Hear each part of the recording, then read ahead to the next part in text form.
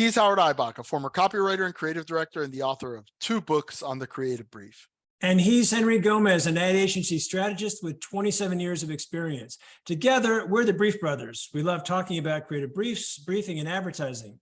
Henry, we're back for another episode, and today you shared a deck that you wrote kind of in frustration and anger, and you called it a post-mortem for a presentation you had done in a past life for an agency we don't need to mention and for a prospective project that we don't need to get into detail. What is fascinating to me, and what you're going to share with us in a moment, is the fact that you did this.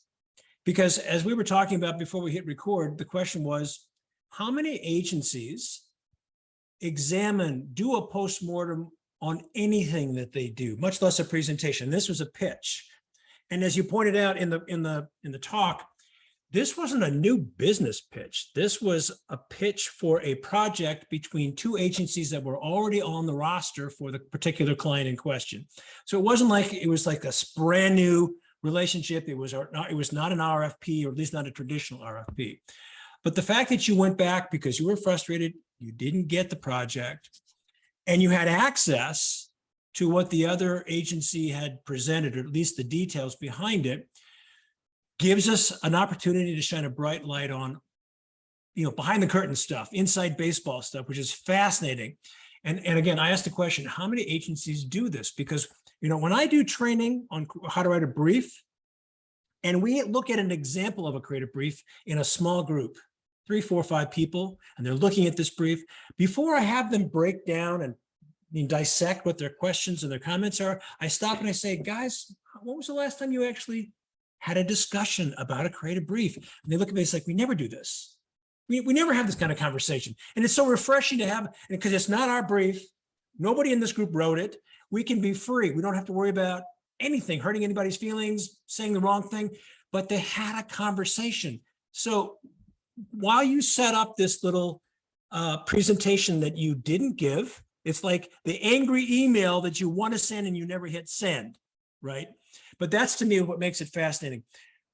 Before we get into the details, let me just ask you, because I think our audience is going to be fascinated by this dissection and this venting. Do you think this is done in our industry? Should it be done more? What's your take on that? Just a high level. So I believe that I've seen postmortems for presentations and for pitches before. Generally, they're not as unfiltered as what we're about to share. This one, as you mentioned, was unfiltered because I never really actually did anything with it. This was me being extremely frustrated. And as you mentioned, this isn't from my current agency. It's from one of the 5 agencies that I worked at in the past. Okay. And I was toward the end of my tenure, and I was really starting to get frustrated by the fact that, this kind of stuff, the stuff that I'm going to detail in this presentation, really has a wear and tear effect on everybody involved. You're working late hours, you're doing everything to try to win this thing, and there's a lot of decisions being made that you don't necessarily agree with, but it's not your role. And how do you, handle the personality types involved? So after we lost this thing, I got frustrated. I sat down at the keyboard and I started putting it together. And, you could tell I spent some time because I really analyzed, everything. And you're going to see that now when we show the video of it. All of the stuff that I did to quantify how I thought we had made mistakes in this process. And like you said, this was a jump ball between 2 roster agencies for a big assignment. And the leadership at the agency was always paranoid about the other agency encroaching in our space, because we were the traditional agency and the other agency was the digital agency. And so the paranoia led to decisions being made that ultimately rendered his paranoia to be true, because they got the business, and it was largely a traditional piece of communication that should have been ours to begin with. So with that said, I think I'm just going to drop in the video of me presenting this Yeah, let's take a 10, look. 12 slide PowerPoint presentation. And hopefully, and I found this while I was looking through files for something else. And I thought, oh, this might be an interesting topic, but it brought all of the memories back and the frustration back. And I just can tell you, I'm so much happier nowadays that I don't have to contend with things like this. But we'll talk a little bit more on the back Yeah, end one. let's watch your presentation. So here's the post-mortem of that presentation. And the first slide here is interesting because I basically, I wanted to convey the sheer mass of the presentation that we had just given. So then I compared our competitor's presentation to ours. And because this wasn't a pitch, this was two agencies that were already working on this brand. We were furnished access to what they presented, and their presentation wasn't great either in terms of being concise, but it was less than half the size of ours. I started saying, well, what do I observe from all of this? What does all of this really mean? And the first thing is I didn't consider the competitor's presentation to be flawless or even really above average. An average presentation, maybe a little too long. They presented more campaigns actually than my agency did. However, they focused on TV video, despite the fact that they were the digital agency. And they only presented one digital idea per campaign, where we had multiple digital ideas per campaign. More than half of their video ideas were presented as rips, and they didn't bog down their version of the presentation with versions. We had a lot of, oh, this is how we'll do it for brand, and this is how we'll do it for retention. And they didn't present any creative elements that weren't part of one of their campaign ideas. So then the question is, what did the client buy? And when you look at it, it was interesting because they didn't buy any of the first four. They bought the bonus idea. When you usually bring a bonus idea, it's something above and beyond, or that maybe will be hard to approve, so you bring it as a bonus idea. And that idea, they presented it in 2 slides. They had a 1-slide rationale, and then they played a rip-o-matic. And the truth is, my judgment was it was a pretty generic anthem spot. It wasn't spectacular, but it was a solid spot. All right, Henry, what I thought was so fascinating about the 2 summary slides was the vast difference between what was presented.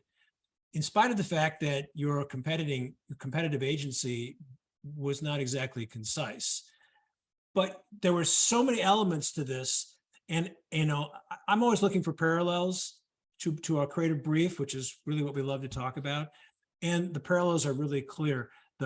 When you see a brief that goes into 4, 5, 6 pages, there's a problem. When you're trying to please everybody, there's a problem. When you can't get to a single focus, there's a problem. When you can't identify a single objective, there's a problem. And that's what stuck out for me. And I guess what's surprising for me, perhaps not for what was going on because they were lost in the details, was how could they not see the cloud, this opaque cloud of over-information, of overwhelming information that they were going to be dropping onto their client? How did they miss that? Yeah, the only way I can explain it is that was insecurity. Over-presenting, presenting quantity over quality is always a sign of insecurity. Yeah. You don't believe in your team. You don't believe in the ideas. You're throwing, as I mentioned, a lot of stuff on the wall, hoping that some of it sticks. And it really, it reveals a lack of confidence in the people that you've hired to do their jobs. And that was, really a fundamental takeaway and a large driver of what made myself and others who have gone through that agency unhappy. It was this insecurity, this need to micromanage every aspect of this assignment, but this was daily life. So, I think that's how it happens. It's just insecurity. Yeah, and I think there's a lot of shocking elements to this. I think when our viewers take a look at those slides to see what was part of this presentation, they're gonna nod and they're gonna say, "Oh, I've been in a situation like that before," or they're gonna say, "Oh, we would never allow that to happen." Places in between. You were sharing with me, and I think in a previous episode, or maybe it was when we were talking before we hit the record button, a famous manner of presenting that David Ogilvy used to do. Why don't you share that story with us again? That's I read opposite this. of. I read this in one of Ogilvy's books. I can't remember if it was Confessions of an Advertising Man or Ogilvy on Advertising. But I believe the quote was about presenting ideas was, when a client doesn't buy my idea, I tell them, it's okay if you don't like my best idea. Here's my second best idea. Because the thing that shocked me, there are many things that shocked me about these two slides that you shared with your venting exercise, your post-mortem, was the fact that your agency didn't make a recommendation at all, much less saying this is the idea we want to recommend. And that was certainly a flaw of that particular agency. It has been a flaw of other agencies that I've been at. For whatever reason, the creative director doesn't feel comfortable presenting a recommendation. Here's 2 ideas, but this is the one that we want, or here's 3 ideas, here's the one that we recommend. I can only speculate as to why that is. I suspect it has to do with not hurting the feelings of the creatives. So if you choose one idea, that's one creative team that is going to get the credit and it's sold, and it's kind of like you're putting the thumb on one idea instead of but this is a business pitch, and it's your job as the creative director to have a strong opinion of what's good and what's better. And if the client goes the route that isn't your recommendation, that's fine, but at least you lived up to your conscience of presenting what you thought was the best thing that was going to work for the assignment. I mean, if you went to a lawyer or you went to a doctor for advice on, something important in your life, and neither professional gave you a recommendation of what to do, why on earth would you stay with that doctor or that lawyer? I mean, it just doesn't make any sense. Say, well, we could do this in this scenario. We could do this in this scenario. We could do this in this scenario. What I recommend to you to do is blank of those 3. Yeah, I mean, this is my best advice. Yeah, that's why I'm hiring you. Yeah. Well, I've never heard a lawyer say, "Well, I don't care if you take the stand or not in your own defense." Like, no, they're always like, "No, don't take the stand in your own defense. Like, you can only hurt yourself." Right. Take advantage of the 5th Amendment. You have to have a strong point of view on something. Exactly, and that's the same thing about a creative brief. So there's a parallel between how to make a great presentation of your ideas, and it springs from. I mean, if you've got a messed up brief, that's going to lead to this kind of thing. You have to be choosy. You have to be choosy. There's 4 possible insights. You got to be choosy. Which is the best? That you have a list of possible single-minded propositions. Which is the best? Pick like one. You have to. There is a parallel between a creative presentation and brief, in that it's an exercise in reductionism. Yes. The more you narrow it, the more sharp it should get, and the easier to understand it becomes, and the more likely you are to succeed. Let's go back to your presentation where you identify some of the big problems that you thought were just glaring as a result of this messed up, boggled presentation. Let's take a look. The biggest problem I saw was we don't kill ideas. We were throwing a lot of stuff into the hopper, and the truth is that killing ideas is the creative director's most important tool. Eliminating the wheat from the chaff. All right. I mean, I get your frustration. I feel your pain, brother. Now that you've had some chance to, I mean, it's been a while since you've looked at this. You said it was in your files and you brought it out. And many years ago. Many. I just think this is a great exercise that our viewers and I personally can benefit from.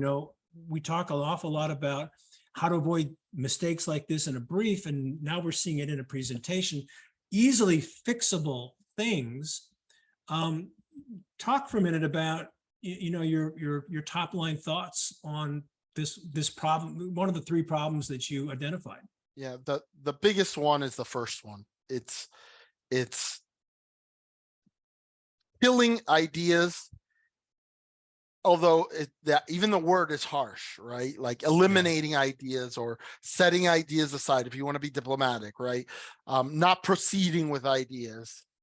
That's the biggest tool that a creative has in their arsenal. That is,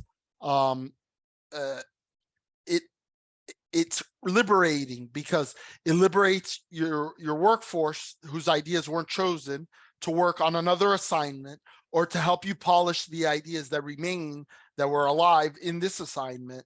And it gives you time and resources back, that if you're proceeding down these parallel paths, 5, 6, 7 ideas, you're being distracted from polishing the one that's likely to be the one that sells and wins you the assignment. The creative director's job is to know when to say no. You've got to be able to say no. Exactly. And this goes to conversations. I was reading in Cameron Day's book, he's talking about, he's talking specifically to creatives and how they need to behave in the middle part of their careers.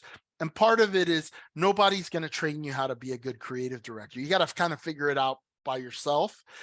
But you can learn by observing the good ones. Like, what do they do and what don't they do?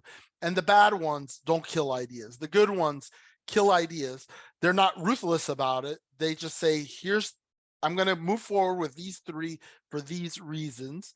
They give the losing teams a pep talk and say, next time you're going to do it better, or this is what was wrong with the ideas from my standpoint, so that it's not just an exercise in rejection, but it's an exercise in, oh, now I know what to look for next time I'm faced with this kind of situation, or now I understand the creative director's criteria for what is a good idea and what isn't, better than I did before I got this idea rejected. So I just think that it's an important part of that a creative needs to learn, but they need to learn it from a good creative director. And if you don't have that good reference, you're not going to learn that lesson. Yeah, again, I've said this a couple of times. It's a fascinating exploration and deep dive into what didn't work, and that is probably the best way to learn what not to do, by failing. You have to fall down. And it's sad that it happened in a circumstance where it was a big project, opportunity lost. But I kudos to you for, even though you didn't hit send, you didn't present it, you kept this, and it's an exercise in learning and exploring and looking at yourself in the mirror. Well, we said in an episode about Campbell's soup that Campbell's soup learned from Tropicana's failure. So maybe some viewers, listeners can learn from this failure, and this frustration that I poured out into this PowerPoint will benefit somebody down the road. Absolutely. Good stuff, Henry. Good stuff, Howard. He's Henry Gomez. And he's Howard Eibach. And together we're the Brief Brothers. Till next time. Bye-bye. Bye.